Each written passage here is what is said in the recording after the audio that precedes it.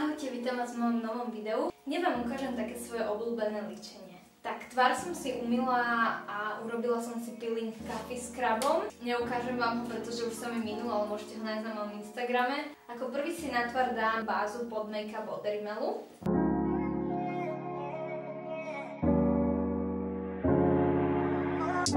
Ako druhé si zmiešam tonovací krém od Bare Minerals a vysokokrycí Dermacol v tom Studio Barandov. Obyčajnou húbkou si to rozotriem a nanesiem na tvár.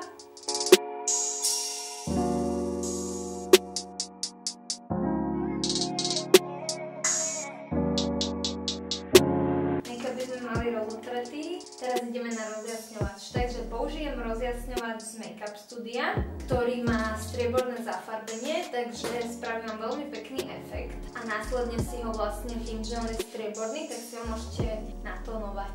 Opäť ho nanesiem húbkou.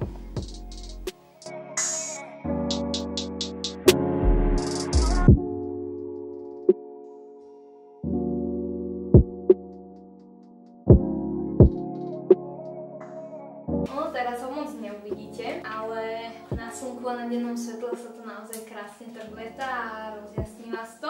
Teraz použijem bronzer z Make-up Studia, ktorý je matný. Čiže keď už sme si dali ten highlighter, tak nám to len zatónuje. Máme k tomu takýto štetec.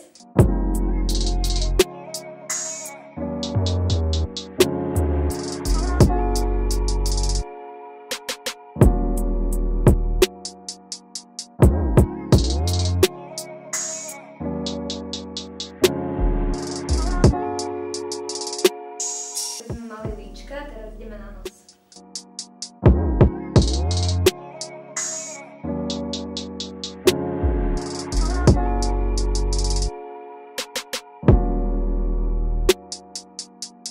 Takže vidíme, že pekne nám to urobilo kontúru nosa a zúžilo nám ho. Teraz si zoberiem normálny štetec a nanesiem si trošku bronzeru aj na čelo.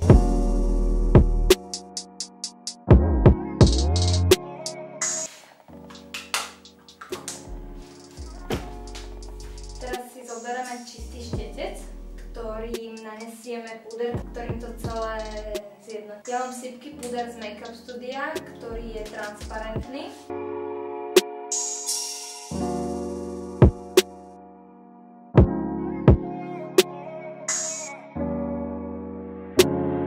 Ideme na pery. Samozrejme použijeme moje 3 obľúbené produkty, ktoré ste mohli vidieť v mojom predošlom videu. Takže balzám z L'Occitane. Najtmavšiu ceruzku od Essence Soft Berry. Budeme pokračovať so Satin Mauve, tá je blečia.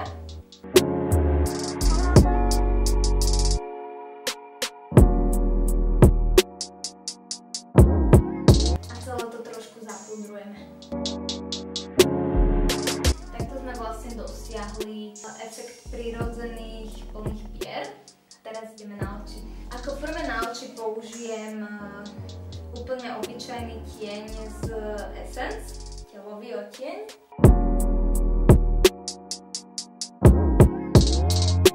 Potom tu máme paletku z Goshu, v ktorej máme viac tieňov. Budeme to nanášať plochým štecom. Takže ako prvú si zoberieme túto.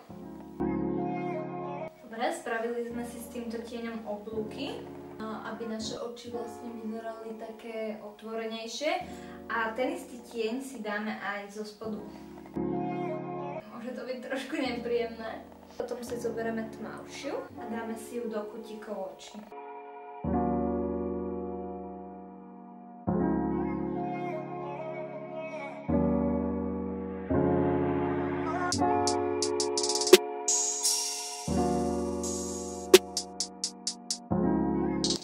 Spravený tento oblúčik, tak si zoberieme túto ružovú. Samozrejme si vyčistíme predtým štec. Pod obočie si dám trošku úplne bledunko zelenej. Ona je skoro ako biela a pekne nám potom ukáže obočie. A teraz to celé znova od spodu tým telovým.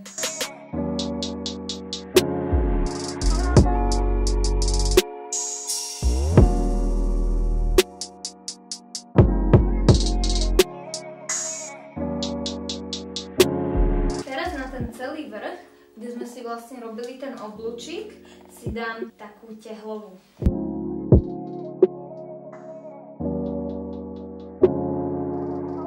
Taktiež si dám tú tehlovú aj pod oko.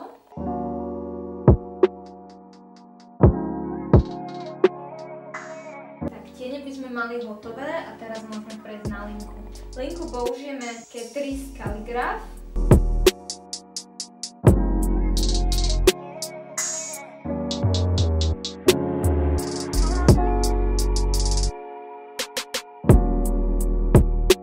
To isté zo spodu.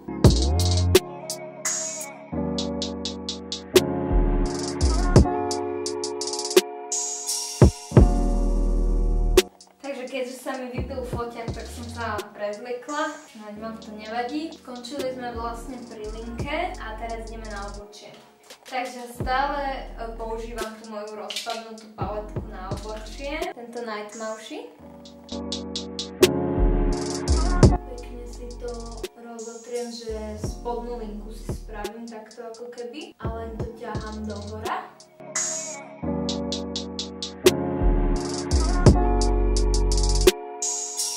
Teraz ho pretrieme fixátorom z Makeup Studia a je to taká ako keby špirála. Je to fixátor a s tým si ho učušujeme do hora a zarovnáme.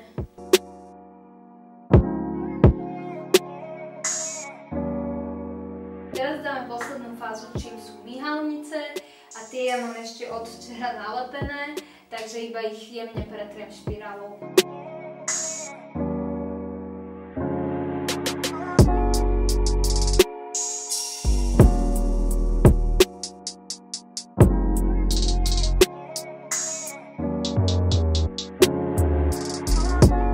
Nakoniec, keď sa domalujeme, tak si ešte raz obtiahneme pery ceruskou Softberry.